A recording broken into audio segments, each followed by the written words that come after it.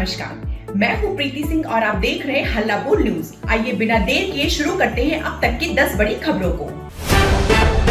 प्रधानमंत्री नरेंद्र मोदी ने नीदरलैंड की महारानी मैक्सिमा से मुलाकात कर भारत के डिजिटल पब्लिक इंफ्रास्ट्रक्चर की उपलब्धियों पर विस्तार से चर्चा की। इस दौरान आधार, यूपीआई, डिजी लॉकर और डिजिटल भुगतान व्यवस्था जैसे प्लेटफॉर्म की सफलता को साझा किया गया। प्रधानमंत्री ने बताया कि इन पहलों ने करोड़ों भारतीयों तक बैंकिंग और वित्तीय सेवाओं को आसान, सुरक्षित और किफायती बनाया है।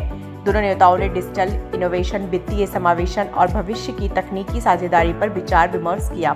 भारत का डिजिटल मॉडल अब वैश्विक स्तर पर एक सफल उदाहरण बन चुका है और कई देश इसे अपनाने में रुचि दिखा रहे हैं। राजधानी दिल्ली में केंद्रीय मंत्रिमंडल के संभावित विस्तार और फेरबदल की चर्चाओं ने राजनीतिक गलियारों में हलचल बढ़ा दी है। इसी बीच केंद्रीय गृह मंत्री अमित शाह ने राष्ट्रपति भवन पहुंचकर राष्ट्रपति द्रौपदी मुर्मू से मुलाकात की।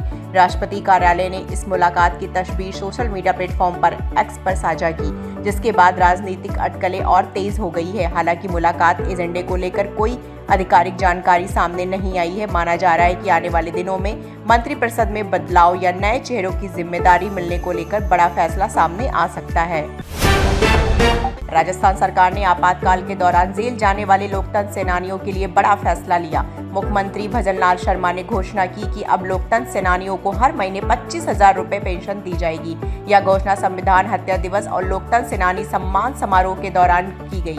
मुख्यमंत्री ने कहा कि लोकतंत्र की रक्षा के लिए संघर्ष करने वाले लोगों का सम्मान सरकार की प्राथमिकता है। राज्य सरकार के इस फैसले का लोकतंत्र सेनानियों और उनके परिवारों ने स्वागत किया है। इस लोकतांत्रिक मूल्यों के सम्मान की दिशा में महत्वपूर्ण कदम माना जा रहा है।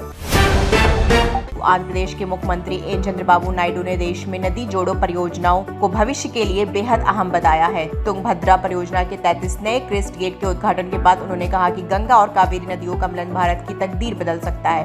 उन्होंने केन बेतवा परियोजना का उदाहरण देते हुए कहा कि राज्यों के बीच जल संसाधनों का बेहतर उपयोग ही भविष्य का समाधान। नायडू के अनुसार नदी जोड़ो योजना से सिंचाई, पेयजल, कृषि उत्पादन और जल संरक्षण को नई मजबूती मिलेगी, जिससे देश के विकास को नई गति मिलेगी। उत्तर प्रदेश के कौशाम्बी जिले में एक बड़ा हादसा हो गया। कानपुर से आ रहा LPG tanker Sirohi toll plaza के पास टोल बूथ से टकरा गया, जिसके बाद उसमें भीषण आग लग गई। आग इतनी तेजी से फैली कि मौके पर अफरा तफरी मच गई। हादसे में टोल प्लाजा पर मौजूद 5 कर्मचारी गंभीर रूप से झुलस गए, जिन्हें तत्काल जिला अस्पताल में भर्ती कराया गया। सूचना मिलते ही दमकल विभाग और पुलिस की टीम मौके पर पहुंची और काफी मशक्कत के बाद आग पर काबू पाया। फिलहाल हादसे के कारणों की जांच की जा रही है। राजस्थान की राजधानी जयपुर में सुरक्षा एजेंसियों को बड़ी सफलता मिली है। जैश ए मोहम्मद की संदिग्ध महिला स्लीपर सेल बबीता उर्फ खदीजा को गिरफ्तार किया गया है। जांच में सामने आया है कि उसने पाकिस्तानी आतंकी हैंडलर अबू उबैदा से सोशल मीडिया के जरिए ऑनलाइन निकाह किया था। एजेंसियां उसके मोबाइल, सोशल मीडिया अकाउंट और विदेशी संपर्कों की गहन जांच कर रही है। आशंका है कि वह आतंकी नेटवर्क के लिए काम कर रही थी। सुरक्षा एजेंसियां यह भी पता लगाने में जुटी हैं कि उसके संपर्क में और कौन-कौन लोग थे और उसकी गतिविधियों का दायरा कितना बड़ा था। चीन और बांग्लादेश ने तीस्ता नदी समेत अन्य नदियों के प्रबंधन में सहयोग बढ़ाने पर सहमति जताई है। यह फैसला बीजिंग में चीन के जल संसाधन मंत्री और बांग्लादेश के प्रधानमंत्री तारिक रहमान की मुलाकात के दौरान लिया गया। चीन लंबे समय से तीस्ता नदी परियोजना में निवेश और विकास की इच्छा जता रहा है। यह इलाका भारत के रणनीतिक रूप से बेहद महत्वपूर्ण सिलीगुड़ी कॉरिडोर के करीब स्थित है। ऐसे में समझौते पर भारत की भी करीबी नजर रहेगी। विशेषज्ञों का मानना है कि सहयोग का असर क्षेत्रीय जल प्रबंधन के साथ साथ दक्षिण एशिया की सामरिक राजनीति पर भी पड़ सकता है। देश भर में भीषण गर्मी के बीच अब मौसम राहत लेकर आने वाला है। भारत मौसम विज्ञान विभाग ने अगले 48 घंटों के लिए 21 राज्यों में भारी से बहुत भारी बारिश का ऑरेंज अलर्ट जारी किया है। कई इलाकों में तेज आंधी, गरज चमक और 40 से 60 किलोमीटर प्रति घंटे की रफ्तार से हवा चलने की संभावना जताई गई है। मौसम विभाग ने लोगों से अनावश्यक यात्रा से बचने और सुरक्षित स्थानों पर रहने की अपील की है। प्रशासन को भी अलर्ट मोड पर रहने के निर्देश दिए गए हैं। बारिश से तापमान में गिरावट आएगी, लेकिन जल भराव और बाढ़ जैसी स्थिति भी पैदा हो सकती है। महिला T20 विश्व कप 2026 में भारतीय टीम ने शानदार प्रदर्शन करते हुए बांग्लादेश को 5 विकेट से हरा दिया। इस जीत की सबसे बड़ी हीरो रही सलामी बल्लेबाज शेफाली वर्मा, जिन्होंने तूफानी अर्धशतक जड़कर टीम को आसान जीत दिलाई।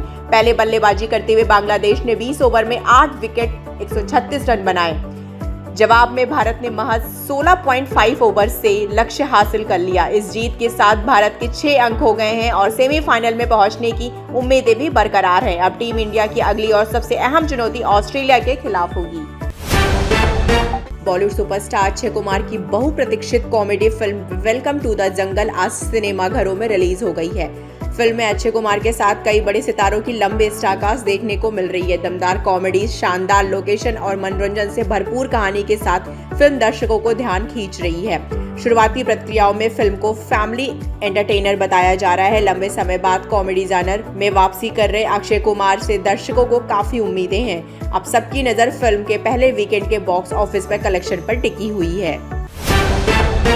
तो ये थी अब तक की 10 बड़ी खबरें। देश विदेश की ताजा तरीन खबरों से जुड़े रहने के लिए देखते रहिए हल्ला बोल न्यूज।